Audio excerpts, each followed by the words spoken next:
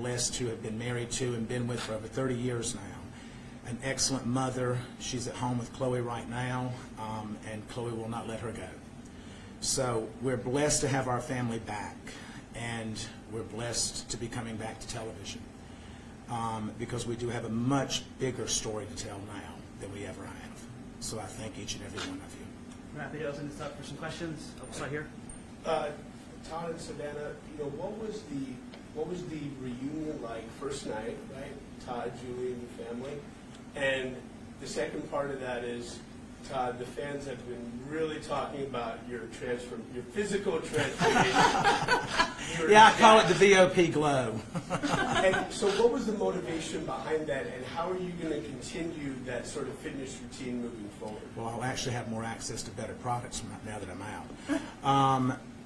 You know, I think that I had nothing to do other than to read and to work out.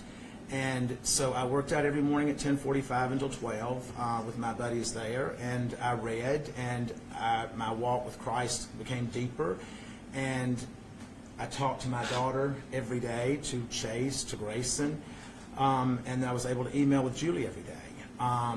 And so I think that for me, I haven't had the same effects that so many people leaving the prison system have had. So I'm grateful for that. Or maybe it's just all the residual Botox that never wore off. What was the reunion like, though, first night? Yes, I think for me, obviously I went to pick up my dad. And when he walked out, it was just such an overwhelming feeling, because the last time I was there, I was dropping him off and watching him walk away.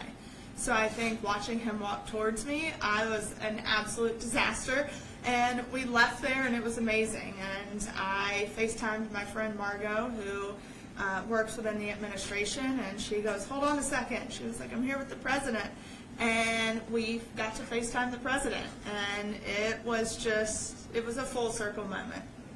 I think that it was, you know, as Savannah said, she and Nick dropped me off there, and then you picked me up. It was, I don't even know that I felt like that it was real at that moment. And I woke up the first morning, and I was looking around, I'm like, this is really real. I'm home. So I was grateful for our family to be all back in the same room, to be together, to share a meal together, to pray together, and to know that we're still in the fight together. Question in the row. Mr. Chrisley, do you have any remorse for the actions that led to your evictions? Oh, you must be CNN. Do I have any remorse? I would have remorse if it was something that I did. Well, your wife did apologize last year in February. Well, let me explain to you how that works, if you don't mind. Yeah. You're placed in a position as a defendant to either bow down and kiss the ass of the Department of Justice and accept responsibility for things that you did not do in order to avoid a stronger sentence. And the corruption that went on in our case is going to continue to unfold, and Alex is going to continue to give each and every one of you the evidence that as it comes in. Next question. You haven't seen your wife in so long. Hearing her voice, seeing her, what was that like? It was overwhelming. It was overwhelming. Julie and I have been together for over 30 years, and she is my best friend. We have raised our children together. The grandchild that is now my legal daughter, and we've had all the ups and downs. You know, we've gone through breast cancer together. We've gone through multiple medical procedures with her, and it was great to be home. No matter where that is, as long as she's there, it's home. Got a question up here. Hey guys, well, welcome home, Todd. Thank you so You're much. welcome. I know this has been a big journey for you and for you, Savannah. What is one thing that happened behind the scenes that maybe you want the public to know and to understand? You want to go first? I think, you know, obviously the biggest misconception right now is that I either paid for a pardon or slept for a pardon. That's something I would. Or, like, that's the biggest misconception right now. And if people knew the countless hours and the money and the time that I spent going to D.C., literally with not a meeting scheduled, and I just got on a plane and went and said, I'm going to be in the right room at the right time and meet the right people. I fought hard, and I was exhausted, and I begged for meetings. There was nothing that was I was never too good to ask. And that's the thing is people think, oh, you're a celebrity, you're white, you have money. That we got an upper hand and we didn't. I had to fight and I was relentless and that's how it happened. Finally, people listened. So for me, that would be something that people just don't quite understand. I think for me, watching it all unfold and listening to what she said that was coming up next and just being consumed with pride while at the same time knowing that this is a long shot because so many people are told no. And being in the prison system, anyone that says that it's a fair shake, it's not. Because I dealt with young African American males in the prison that I was in that were not treated the same. They were denied programming. They were denied access to certain things. I was not denied that, but we know why I wasn't denied that. And so I think that that is a much bigger picture that we all as a society as a whole need to look at, that we are one. And whether you're Republican, Democrat, or whatever, at the end of the day, when you're in that hospital, you don't care if it's a Democrat treating you or a Republican. Now, some of you may, but I want whoever's going to be the best person to do that. You. You're another. Thank you. So there's no telling how many times Savannah's Instagram was refreshed yesterday with everyone looking for that glimpse of getting to see Todd. And then the first time we see you live on Instagram is in Nordstrom shopping. Can you talk about that? And were you hesitant at all for that to be the first glimpse of you shopping? Well, we thought through our security detail that we had beaten that and that we were good to go. And what we did not realize is that there was multiple outlets that were following us, but we had interference with the security team. And I don't know why it's that exciting to go watch me buy underwear. I mean, it's just not. But we went in to grab a few things because I have an event to go to tomorrow. And then we looked up and the people in Nordstrom's coming and said, you need to understand that the press is here, the press is here. And so I'm like, they're just wanting this one first picture. And so I said, go live with it. I said, and that stops them. And so that's what we did. Did it work? It did. Hey. Go down the front and in the back. But What do you have to say to the people who say you were only pardoned because of your status? I understand it. I understand it. That's not something that you can look at and say, well, that had nothing to do with it. I don't know if it did or if it didn't, because I wasn't involved in the process. But what I can tell you is that I believe in our President of the United States, and I believe in his commitment. When he created the First Step Act, that was to help incarcerated individuals. It was not adhered to by the Department of Justice. And the entire time during the Biden administration, it was not adhered to. So to hear him say that it is now going to be adhered to and Pam Bondi is going to make sure of that, literally since Pam Bondi has stepped in, now the Bureau of Prisons have been given a directive through a new director who I have such a huge amount of faith in, William Marshall, that he is going to make sure that the First Step Act is implemented, and these men and women are going to get the credit that they're supposed to be getting. They're going to get the training and the education that they're promised, and they're going to be given a right to go back to their families in a speedier way. So I do understand that, and if that's the case, I don't know how to address the fact that if it is the case, but I'm grateful to God for whatever reason it was that we were able to obtain it. Florian first. Hi. We know you've called the Nashville area home for a few years, having a home in Brentwood, Bellmead. What's your plans for potentially keeping life here in Nashville and in the future? We do have future plans.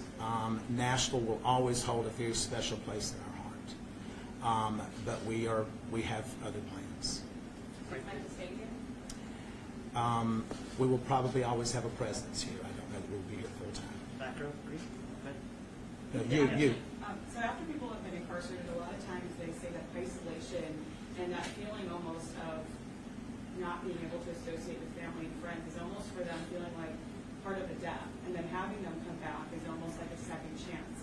Now that you have all this new understanding, these experiences, really having that conversation with people in very different ways of life, how do you plan to use your platform and to share different messages if you do, now that you're continuing to have this TV show? This will always hold this. You can't go through what we've been through and walk away from it. I'm fortunate, so is Julie, that we never lost contact with our children. Julie and I emailed 10 times a day. And I think it's also important to understand that I was at a camp. It was the brokest child camp that you can go to. The accommodations were not great. But it, needless to say, was a camp. It was a former military base. So we had free access to walk, and we had a track and a weight pile, and we had things that we could do. But there are men there that after, I think statistically, after the first 2 years, people lose contact with their loved ones. And that, I can't even imagine how that must feel, but at the same time, I think that we at this point, God has said, when you know better, you do better. And it's our job at this point to expose all of that and to try to make those men and women's lives better if we can. And that's what I plan to do. So let's take a step back and take a look forward. First of all, what were both of your first reactions to the part where you were shocked? And looking forward, tell us, your return to television, this docuseries, can you tease what it will be like in nature, what the focus will be? Tell us about that. I mean, when I got the call, like I said, I was walking into the grocery store and I stopped in the parking lot. I was like, what do I do? I was like, okay, go back to my car. And so I sat in my car and had that phone conversation that's online with President Trump. And I was in such shock. I really didn't know what to say. I started crying. Grayson was with me and we're like, oh my God, it's happening. It's happening. And I really don't even remember driving home. Like, I was in such shock. And I then was able to talk to my parents and tell them what had happened, but it had already kind of spread like wildfire because President Trump's team posted the video and tagged it Trump Knows Best, which, I loved. But it spread like wildfire. And when they called, they're like, is this really real? Oh my, like, it was so hard to believe that it was actually happening. I had a staff member that came to me and said, you've just been pardoned. And I just looked at him and he says, no, really, you've been pardoned, it's in the news. And so I walked up to call her and she said, it's true, it's true. So I remember walking back from the phone and just feeling numb, not really knowing. And then after about 10 minutes, all I could think about was the guys that I was leaving behind because I had made such wonderful relationships with those men. And when I left that day, there was only 317 men at our camp, but they were lined up shouting when I was walking out. And they were saying, don't leave it, don't forget us, don't forget us. And my commitment is to them that I will never forget them.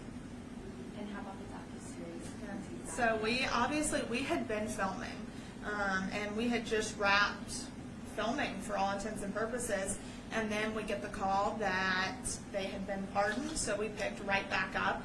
And we're excited because I think this new show is going to give, first off, it's going to give people a look into the trial and things that we went through, and we're going to set the record straight, put some documents out there. Alex is on there.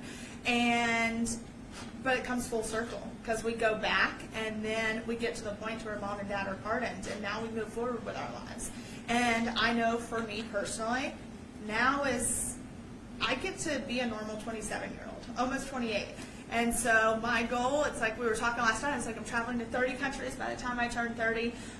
But going to D.C. is going to be, I will be there a lot more because now I hope to work with the Federal Bureau of Prisons and Billy Marshall and help them expose the corruption because he has vowed to hold people accountable if there has been abuse and corruption to occur. So I'm extremely excited for that, to work with some organizations, put bills in front of Congress, especially for women who are incarcerated. So that's kind of our goal. And then obviously they've already got all the offers rolling in, so it's going to make life so much easier. You'll see him on quite a few different shows, I have a feeling. So one more question, and then I think we're... Can Todd confirm that you will be a part now of the second portion of the series? We are. Yeah. We started filming literally the night that we got home. As soon as we got home. So I think with this new series, you will see the first time he and mom see each other for the first time. Last question. Let her have this question. So I understand you're saying you were wrongfully convicted and that information will come out, but my question is, so, it was under the first Trump administration when the investigation happened and the charges, so how can it be political? Well, if you will look at the individuals that prosecuted this case and that lied to the courts, and these prosecutors are no longer with the U.S. Attorney's Office. Tommy Krepp left and is now at the FDIC.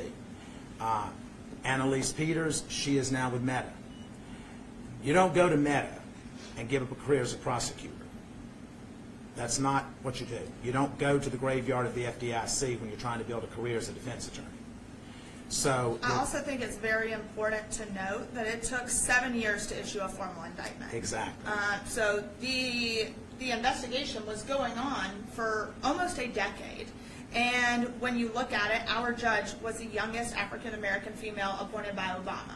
So she allowed so many things to come into trial with the Fourth Amendment violations, and magistrate judge ruled that all the evidence must be thrown out because it was obtained illegally. So we don't know if stuff was planted. Mark Braddock was involved. He got full immunity from the government. So the whole trial was just messy and tainted. And when the magistrate judge ruled the evidence was not allowed in, the Obama-appointed judge said, nope, I don't care. We're allowing it all in. And with an email that said, we need to catch a big fish.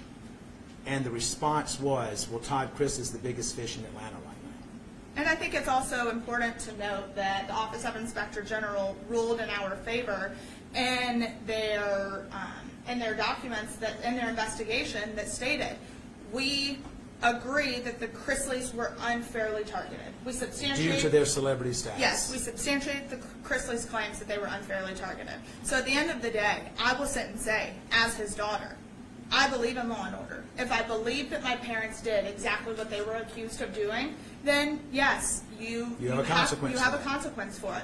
Do I think the consequence should have been 12 years? No, I do not. That's not even a fair sentence if it was true. But I know in my heart of hearts it was not true. I caught these prosecutors in so much misconduct, speaking to the judge, having ex parte communications. And This is in writing. This is It not is in hearsay. writing. Alex exposed the emails. So I think at the end of the day, if you want a conviction, then have a clean conviction. And to go back to your question about it being a Trump administration, it was a Biden administration that the OIG issued the report under that said that we were targeted. Thank you. All right, guys. That's it. Thank you all very much. Thank you. Awesome. Thank you. Thank Y'all have you. a wonderful day. God bless. Thank you.